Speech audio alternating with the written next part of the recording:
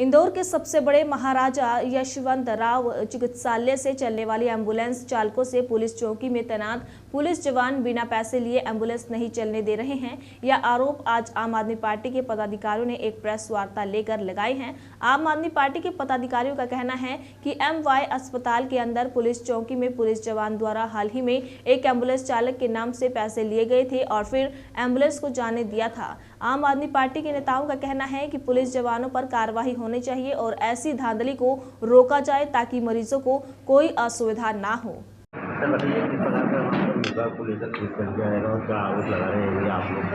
जैसा कि आप सभी को जानकारी है कि गत दिनों जो MY हॉस्पिटल में गंगानगर ले जाने के लिए शव को क्लियरेंस मांगने पर पैसे की मांग की गई और पैसे देने के बाद ही क्लियरेंस दिया गया।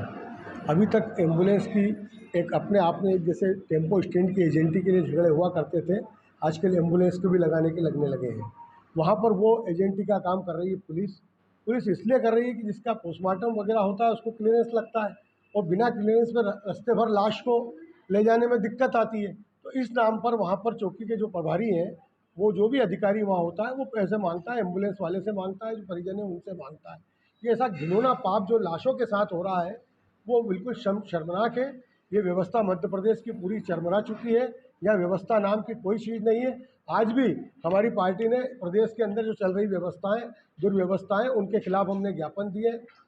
चौकी के ऊपर बैठे गए अधिकारी ने जिसने पैसे लिए उसको मात्र थाने पे ऑफिस अटैच कर दिया गया, जबकि ऐसे व्यक्ति को तत्काल निलंबित और सस्पेंड करना चाहिए और ये व्यवस्था करना चाहिए कि लाशों के साथ इस तरह का काम न हो। बाजार में हमारे यहाँ इंदौर में समाज सेवी संस्थाओं ने बहुत सारी एम्बुलेंस लगा रखी है, लेकिन उनको भी दिक्कत ये आती है कि वहाँ एम्बुलेंस लगे तो उनको क्लियरेंस के पैसे चाहिए। और इस तरह की जब इंदौर जैसा शहर जो संवेदनशील शहर है, मानवता के साथ जुड़ा हुआ है, यहाँ की जनता लोक कल्याण करती है, लेकिन अगर इस तरह का अन्याय होगा तो इंदौर की जनता इसको बर्दाश्त नहीं करेगी। आम आदमी पार्टी बिल्कुल बर्दाश्त नहीं करेगी। हम आंदोलन करेंगे और ऐसी व्यवस्था के खिलाफ जंग करेंगे। इसकी शुरुआत हो चुकी है।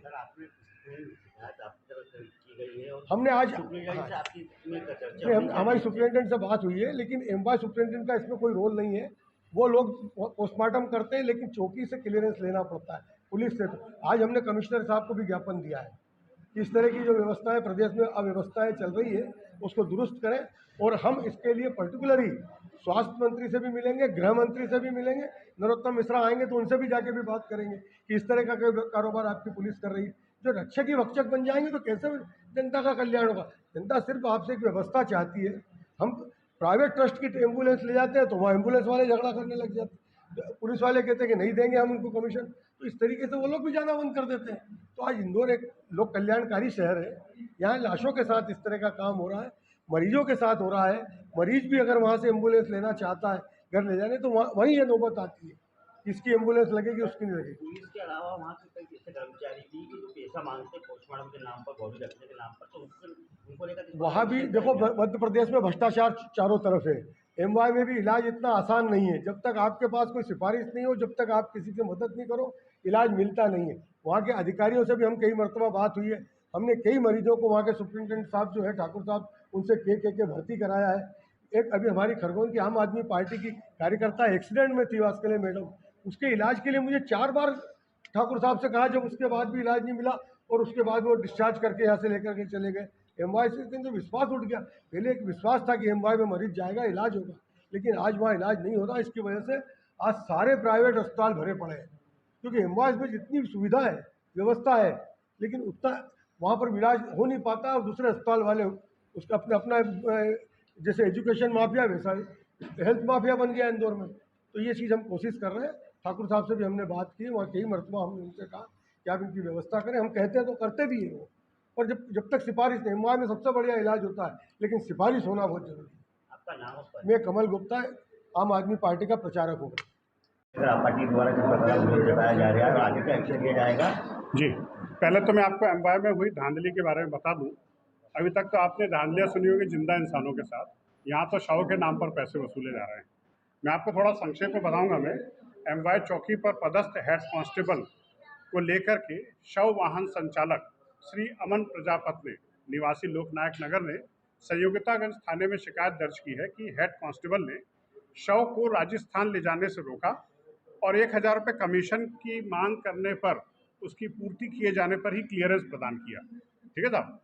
एम्बुलेंस संघ के मुताबिक इंदौर से बाहर शव ले जाने का कमीशन दूरी के हिसाब से तय होता है। ये देखिए, मुर्दों के नाम पर पैसे कमा रही है। यह कमीशन 100 रुपये से लेकर के 1,000 रुपये तक हो सकता है। कमीशन दिए बगैर शव बाहर नहीं जा सकता, उसको वहाँ से क्लियरेंस प्राप्त नहीं होगा। नागदा में रेल हादसे में मारे गए श्री दीपक कहार जी के शव को गंगानगर सिटी राजस्थान ले जाने के लिए परिजनों ने अमन की एम्बुलेंस नंबर MP09TA 6300 बुक की थी। ठीक है साहब।